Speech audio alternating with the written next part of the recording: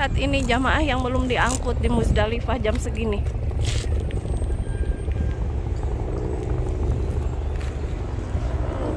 Ini panas udah terik banget.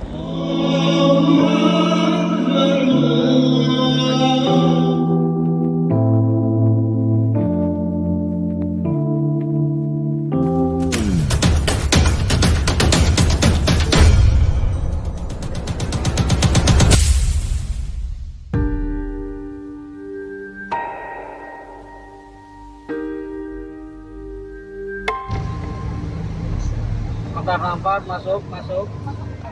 Assalamualaikum warahmatullahi wabarakatuh, brother. Ketemu lagi di Mubarak Channel. Kali ini JKS 64 akan bertolak menuju ke Muzdalifah. Mabit di Muzdalifah merupakan salah satu rangkaian prosesi haji setelah wukuf di Arafah. Mulai matahari terbenam tanggal 9 Zulhijjah, jamaah haji tiap kloter mulai didorong dari Arafah ke Muzdalifah menggunakan bus yang disediakan oleh maktab atau masyarik berdasarkan qur'ah atau undian yang dilakukan oleh pihak maktab dan para ketua kloter untuk menentukan urutan siapa yang berangkat terlebih dahulu dari titik-titik Arafah, Muzdalifah, dan Mina. Oh ya brother, masyarik atau yang sering disebut maktab adalah pihak yang ditunjuk oleh pemerintah Arab Saudi untuk melayani akomodasi, transportasi, dan konsumsi jamaah haji selama di Arab Saudi. Dan satu maktab melayani 7-8 kloter.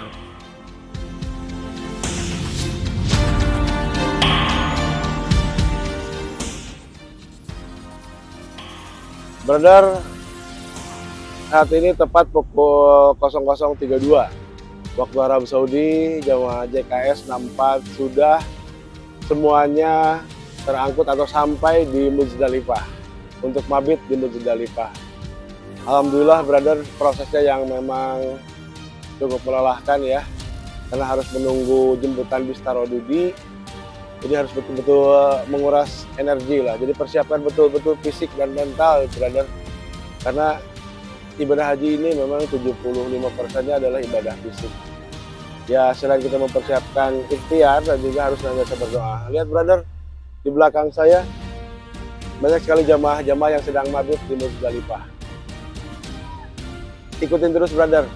Setelah ini kita akan berangkat menuju ke Mina, dan besok kita akan melontar jumroh. Perjalanan kloter JKS 64 dari Mekah, Arafah sampai ke Muzdalifah mendapat urutan kelima hasil qur'ah. Alhamdulillah sampai titik Muzdalifah berlangsung lancar, nyaman, dan relatif tertib. Dan jamaah JKS 64 pun mabit bersama jutaan jamaah haji lainnya. Lokasi Muzdalifah yang kami tempati adalah sebuah lapang pasir berbatu yang sangat luas, dikelilingi jalan-jalan aspal, beratapkan langit, tanpa tempat berteduh. Ada beberapa lembar karpet yang disediakan yang hanya cukup untuk para jamaah saja. Pun hanya ada sedikit fasilitas toilet yang disediakan di situ. Karena asumsinya jamaah haji hanya sekedar mabit atau rehat sejenak 1, 2, atau 3 jam saja di Muzdalifah, yang mulai tengah malam sudah harus didorong lagi menuju ke Mina. Bahkan ada kloter-kloter tertentu yang oleh pihak maktab langsung diantar menuju ke Mina Jadid tanpa rehat sejenak di Muzdalifah. Pukul 1:30 malam di tengah lautan jamaah di Muzdalifah, akhirnya kami menemukan space kosong. Kami segera menggelar sajadah sebagai alas supaya bisa rehat sejenak. Karena JKS 64 ada di urutan kelima untuk menuju ke Mina, jadi masih bisa istirahat. Pukul 1:30 malam kami terjaga, lalu melihat sekeliling untuk memastikan antrian dan kondisi.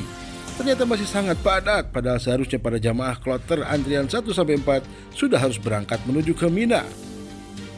Kemudian saya berusaha mendekat ke pintu keluar maktab 10. Antrian sudah sangat padat dan tidak bergerak, karena bus yang menjemput sangat lama dan juga sangat sedikit. Yang pada akhirnya para jamaah pun merangsek ke arah pintu keluar, tidak mengindahkan lagi hasil qur'ah. Namun ada harapan, mudah-mudahan sebelum subuh atau maksimal sebelum matahari terbit, jamaah sudah terangkut semua ke Mina. Dan azan subuh pun berkumandang. Lalu kami pun memutuskan untuk sholat subuh berjamaah di Muzdalifah. Mengingat kondisi jemputan bus yang unpredictable, kami dihadapkan pada pilihan yang sangat sulit.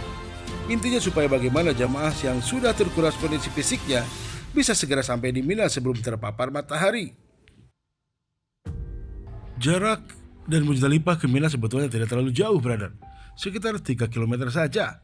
Terbesit untuk membawa semua jemaah JKS 64 untuk jalan kaki ke Mina sebelum terpapar matahari.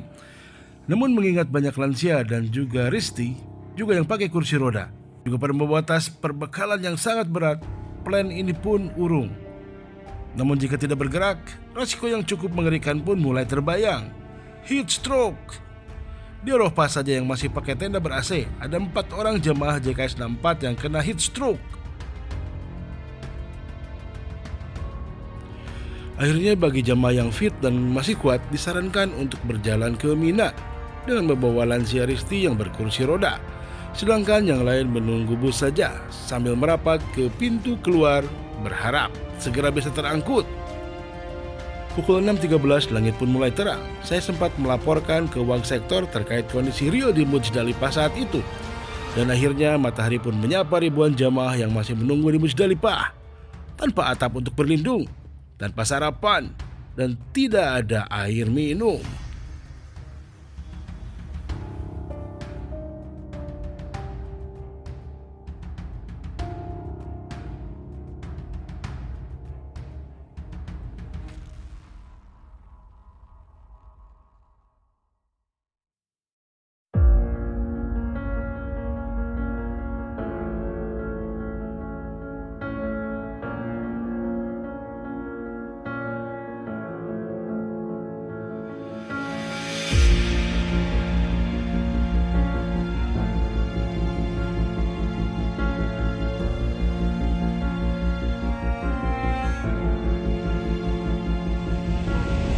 Menunggu penjemputan bis menuju maktab dari Muzdalifah.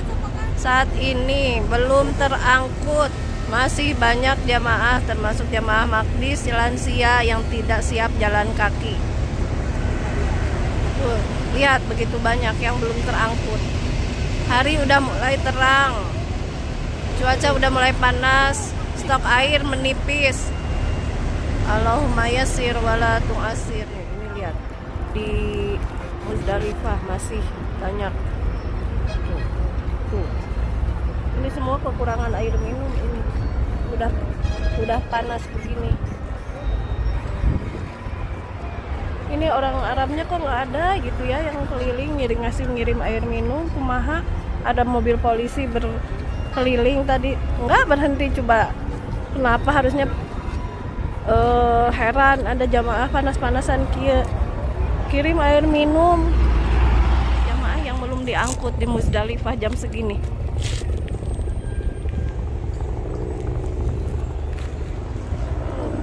Ini panas udah terik banget.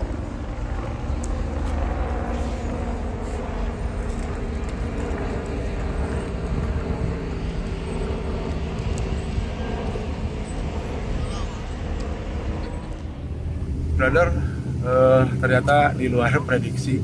Qadarullah, kita baru keluar dari Muzdalifah itu jam setengah 11 siang. Ini kita baru di bis mau ke tenda Mina. Kita lihat seperti apa tenda Mina, brother, JKS 64.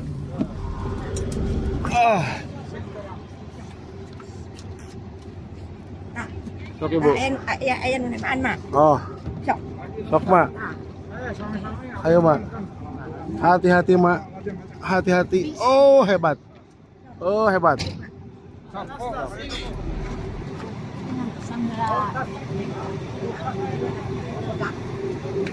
Maktab 64. Assalamualaikum. Waalaikumsalam.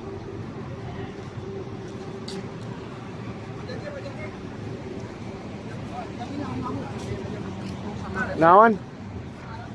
Kumaha? Dan akhirnya sekitar pukul 12.30 kami pun sampai di tenda Mina.